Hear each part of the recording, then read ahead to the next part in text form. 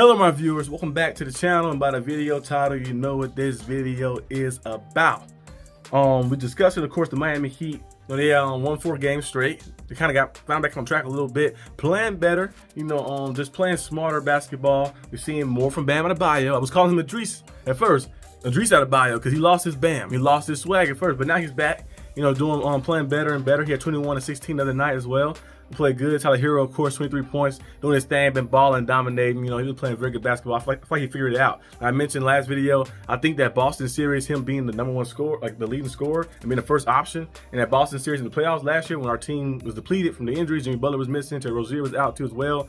I think Tyler Hero kind of learned and got kind of like found, because we knew he was already a 20 points per game scorer. He averaged 20 points per game, 21 points per game the past few years. But now I feel like he's scoring more efficient, and he's playing smarter basketball, not only as a scorer, but as a playmaker as well, taking smarter shots. And he's just playing good basketball. So it's been good to see Tyler Hero, all-star hero probably as well if he continues this going. But yeah, he's been playing good basketball. But the main thing you probably clicked on this video about, of course, to discuss some of the trade rumors that's going on about Jimmy Butler. See a lot of trade rumors. At first at one point, Shams, he made a little article, I guess, or like a little report that said that Jimmy Butler, the Heat are interested in exploring and listening to teams like the Suns. They said the Mavericks, the Warriors, the Rockets, and then they said Jimmy Butler's also interested in trade with the Suns. And I was like, where is coming from like that? I don't think they'd be talking. The Miami Heat is one of those organizations they ain't gonna talk too much. Like my Miami Heat, my Steelers, they very, very culture-based, organization-based. They're gonna keep everything in house. They're not gonna mention anything crazy, no reports and anything like that. So to see all the reports come out like this is a little crazy. Then you see Jimmy Butler agent go out there and go crazy. He went crazy. He's like, hey, I let you slide the other day,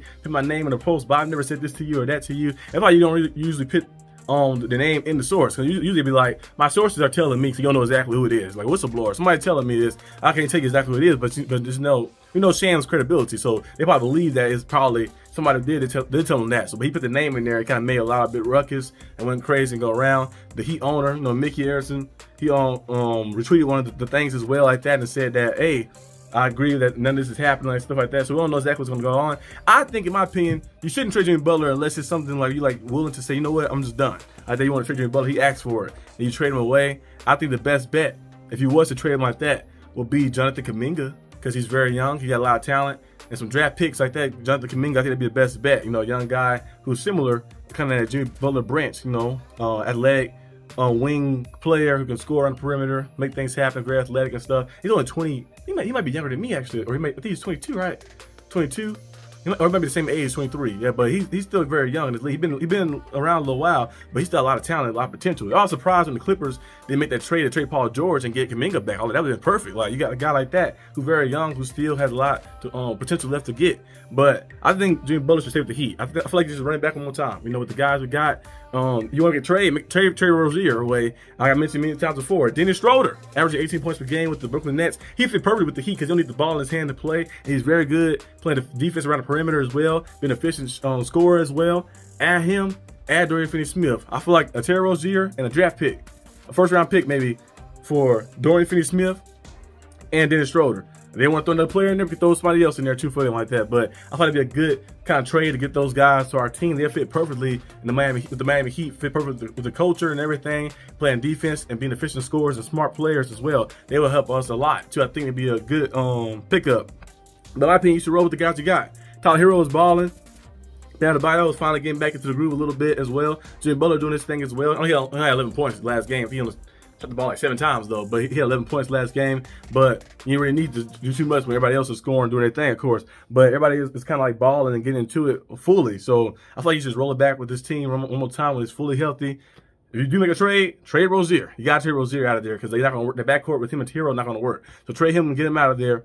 Bring in Dennis Schroeder. Bring in Dorian Finney-Smith. That'd be 2 people I think to bring in. If you want to bring Colin Sexton, that'd be perfect too. He's younger than those guys, and he'd be a big time axe too. We'll see exactly what you need to trade to get him. But if you want to bring Colin Sexton, it'd be cool. If you can do it without getting rid of Terry Rozier, it might work too. You can put Terry Rozier on the bench and let him do his little own thing, and it might help him out in the long run too as well. He played more of a bench role, so it just depends on what you want to do. But I think the Heat got enough to compete. I don't know if you have enough to. Trying to see, like, I feel like based off of this, like our strategy and the guys they have on the roster, it might be enough to definitely compete. Is it enough to win right now? No. But if we make a trade, like I mentioned, make the trade and get the point guard it might be enough to win. You bring Colin Sexton in, or you bring a Dennis Schroeder in, bring one of those guys in who can help make it easier for your offense against spots. It'll help Bam production too as well. You get a playmaker point guard who can get the ball to Bam and find him on pick and rolls and give him opportunities at the rim and basket. It might help out a lot. So I feel like the Heat got an opportunity to do something nice, something special. They make a trade, they want to do something else, or they decide to just roll with the guys they got right now.